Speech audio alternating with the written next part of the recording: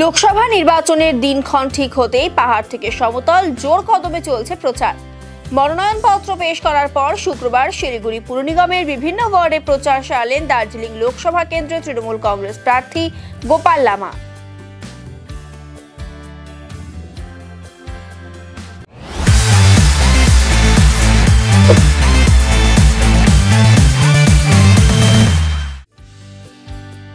এদিন দার্জিলিং জেলা তৃণমূল কংগ্রেসের সভানেত্রী পাপিয়া ঘোষের সঙ্গে শিলিগুড়ি পুর নিগমের একাধিক জায়গায় প্রচার সারেন প্রার্থী গোপাল লামা।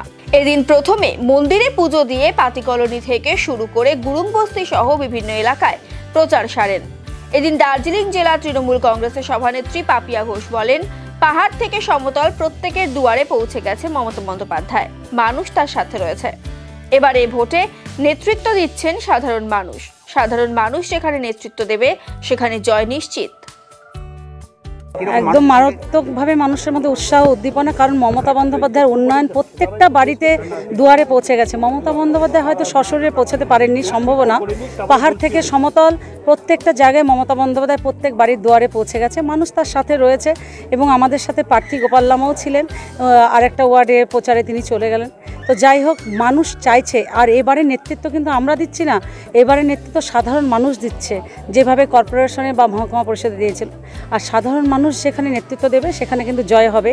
আর এইবারে যেটা নির্বাচন, সেটা সবথেকে বড় যেটা ইস্যু, মণিপুর ভাস দার্জিলিং জেলা এবং পর্যটক প্রার্থী প্লাস ভূমিপুত্র প্রার্থী। দেখেছেন, আমরাও দেখেছি পাহাড় থেকে সমতল মানুষ চাইছে মমতা বন্দ্যোপাধ্যায়ের পাশে থাকতে, উন্নয়নের শরিক হতে। এবং তারা পাহাড় থেকে সমতলের মানুষরা এবারে নেতৃত্ব দিচ্ছে। আমরা তাদের নেতৃত্বে বিভিন্ন জায়গায় মিটিংয়ে যাচ্ছি, মিছিলে যাচ্ছি। একেবারে আপনারাও দেখলেন, প্রত্যেকটা বাড়ি থেকে মানুষরা নিজেরা বেরিয়ে আসছে। আমরা 5 জনের ডোর টু ডোর শুরু করেছিলাম, সেটা একটা মিছিলে পরিণত হয়েছে। তার মানে মানুষ চাইছে আমাদের সাথে হাঁটতে, আমাদের সাথে চলতে।